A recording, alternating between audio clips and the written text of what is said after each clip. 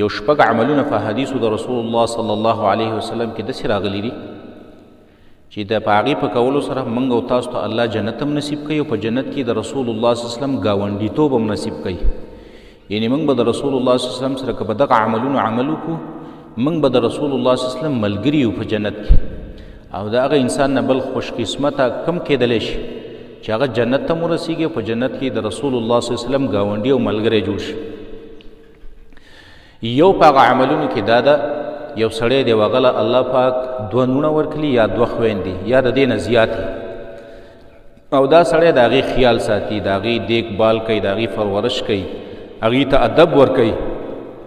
نو دا سړی به هم د رسول الله صلی الله علیه وسلم ملګری په جنت کې. او دا په یو حدیث کې راځي عن انس رضی الله تعالی عنه ان النبي صلی الله علیه وسلم قال انس رضی الله تعالی عنه فرمایي رسول الله صلی الله علیه وسلم فرمایلی دي من کان له اختان او ابنتان د چا چې دوه نونی یا دوه خویندې فاحسن الیهما او دا سړی د هغې سره احسان کوي یا د دې نه بره دي ډېرې دي درې دي څلور دي او دا د هغې سره احسان کوي نو رسول الله صلی الله علیه وسلم فرمایي كنت انا وهو في الجنة هكذا رسول الله صلی الله علیه وسلم وایي زه او دغه سړی به په جنت کې داسې یو ځای لکه دا دوه ګوتې چې یو ځای دي. دویم عمل پر رسول الله صلی الله علیه وسلم باندې ډیر زیات درود ویل بس چې مقدر ته میلاوېدله درود وایي پر رسول الله صلی الله علیه وسلم باندې. دام په حدیث کې راځي عن عبد الله بن مسعود رضی الله تعالی عنه ان رسول الله صلی الله علیه وسلم قال عبد الله بن مسعود رضی الله تعالی عنه فرمایي رسول الله صلی الله علیه وسلم فرمایلی دي چې اول الناس بي یوم القیامة اکثرهم علی صلاة د ټولو نه غوره او نږدې خلک به ماته د قیامت په ورځ باندې هغه خلک چې په ما باندې ډېر درود ویلی. رواه الترمذي دا حدیث امام ترمذي راوړی دی.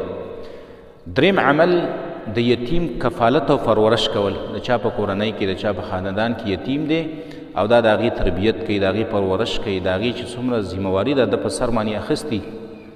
دا په حدیث کې راځي عن سهل بن سعد رضی الله تعالی عنه قال قال رسول الله صلی الله علیه وسلم سهل بن سعد رضی الله تعالی عنه فرمایي رسول الله صلی الله علیه وسلم فرمایلی دي انا وکافل الیتیم فی الجنة هکذا رسول الله صلی الله علیه وسلم وایي زه او د یتیم کفالت کوونکی به په جنت کې داسې یو ځای لکه دا دوه ګوتې چې یو ځای دي. څلورم عمل نوافل ډیر زیات کول د نفل عادتي جوړول ځان چې بس د مقدر ته میلاویږي نفل کوه. دام په حدیث کې راځي عن ربيعة بن كعب الاسلمي رضی الله تعالی عنه ربيعة ابن كعب الاسلمي رضی الله تعالی عنه فرمایي كنت ابيت مع رسول الله صلی الله علیه وسلم ما د رسول الله صلی الله علیه وسلم سره شپه تېره کړه نو فاتیته بوضوئه ما ورته د اوداسه اوبه راوړلې چې اوداسه اوبه مې رسول الله صلی الله علیه وسلم نه راوړلې نو رسول الله صلی الله علیه وسلم ما ته وفرمیل سل وی څه وغواړه وی ما ورته وویل چې اسألک مرافقتک فی الجنه یا رسول الله ستا ملګرتیا غواړم په جنت کې. نو رسول الله صلی الله علیه وسلم راته وویله چې او غیر ذلک د دې نه علاوه بل څه شی هم غواړې وی ما ورته وویل چې نه بس دغه یو تفوس دی هو ذاک بس دغه یو تفوس دی او دغه یو سوال دی. وی ما ته رسول الله صلی الله علیه وسلم وفرمایل چې فاعنی علی نفسک بکثرة السجود ډېرې زیاتې سجدې لګوه. سجدو مقصد دا دی ډېر زیات نوافل کوه منځونه کوه ډېر زیات نوافل. پنځم عمل اخلاق ښایسته کول د چا چې اخلاق ښایسته وي دا سړی به په جنت کې د رسول الله صلی الله علیه وسلم ملګری. او دا په حدیث کې راځي عن جابر رضی الله تعالی عنه ان رسول الله صلی الله علیه وسلم قال جابر رضی الله تعالی عنه فرمایي رسول الله صلی الله علیه وسلم فرمایلی دي ان من احبکم الی واقربکم مني مجلسا یوم القیامة احاسنکم اخلاقا. رسول الله صلی الله علیه وسلم فرمایي د ټولو نه محبوب په تاسو کې ماته او د ټولو نه نږدې ماته په قیامت په ورځ باندې به هغه سړی چې د هغه اخلاق ښایسته وي بد زبانه نه وي بد مزاجه نه وي بد کرداره نه وي. شپږم عمل د رسول الله صلی الله علیه وسلم سره محبت ساتل د خپلو بچو نه د خپلې بیبي نه د خپل خاندان نه د هر چا نه د زیاته مینه د رسول الله صلی الله علیه وسلم سره ساتل. دا عمل هم په جنت کې د رسول الله صلی الله علیه وسلم ملګرتیا نصیب کوي. او دا په حدیث کې راځي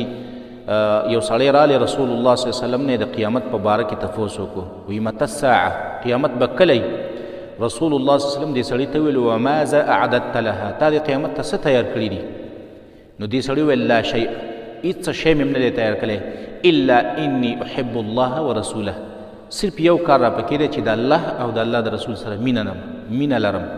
رسول الله صلی الله علیه وسلم دې سړي ته وویل چې انت مع من احببت، ته به په قیامت کې د هغه چا سره یې د چا سره چې ستا مینه ده. د رسول الله صلی الله علیه وسلم سره دې مینه ده، د هغه سره دې محبت دی، بس د هغه ملګری به په جنت کې.